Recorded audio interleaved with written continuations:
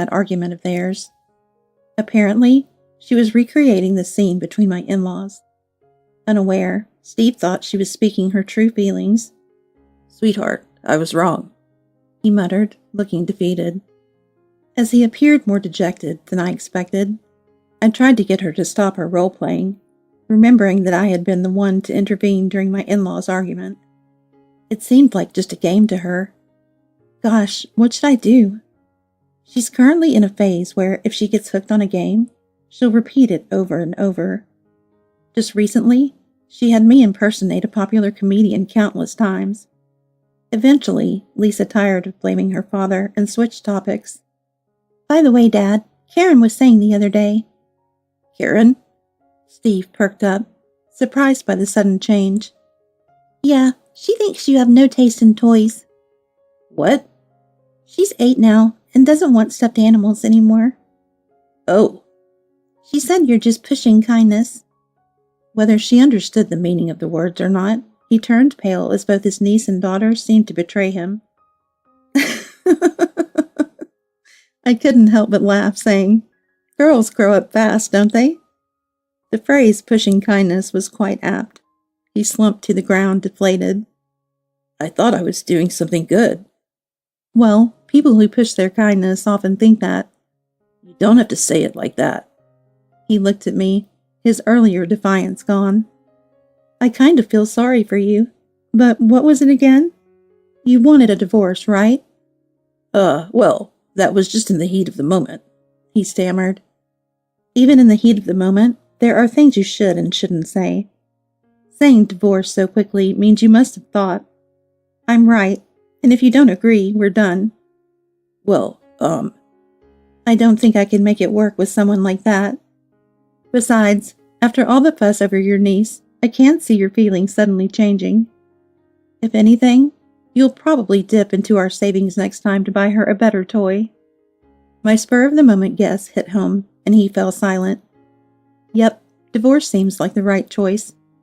There's no fixing this. "You'll agree to the divorce, right?" "Yes," he agreed.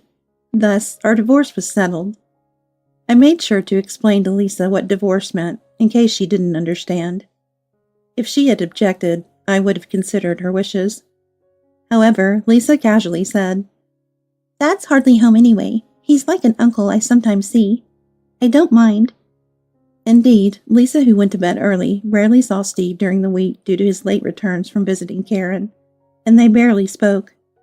Moreover, he spent his weekends with Karen and missed our family events.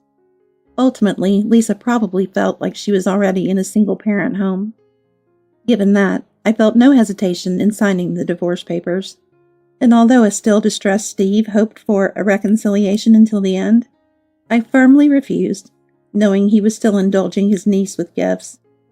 His affection for his niece seemed incurable, like a chronic illness. Rebuilding our marriage was never an option. It took Steve a while to come to terms with it, but eventually we divorced and Lisa and I began a new life.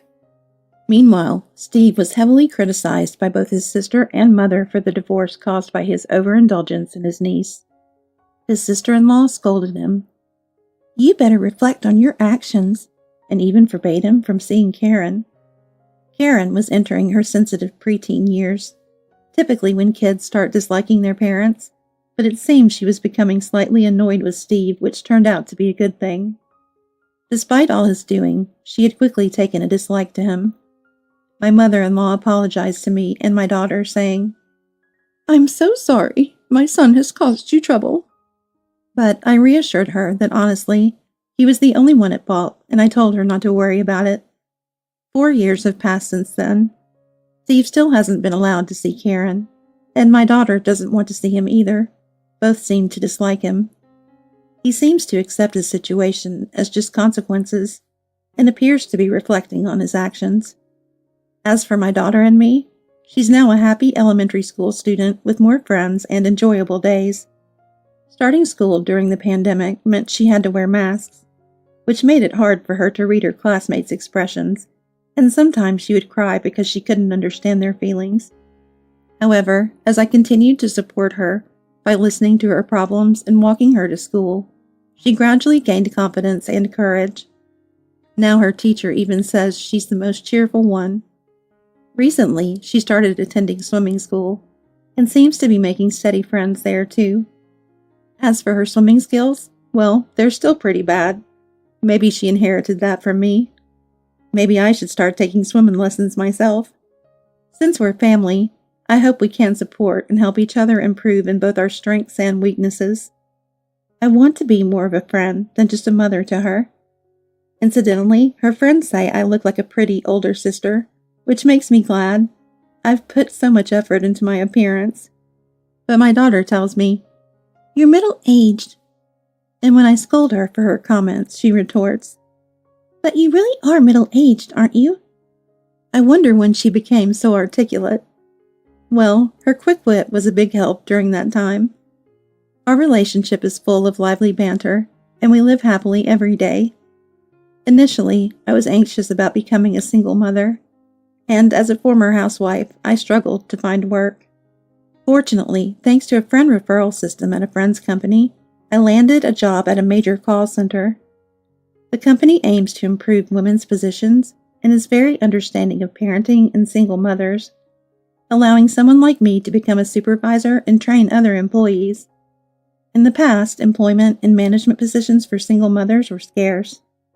Although there's still room for improvement, I feel that the work environment for women has gotten better. Some of my subordinates are single parents, so I'm motivated to make their work life easier too. I strive to balance family and work impressively, aiming to be a mother my daughter can look up to. I'm determined to keep pushing forward.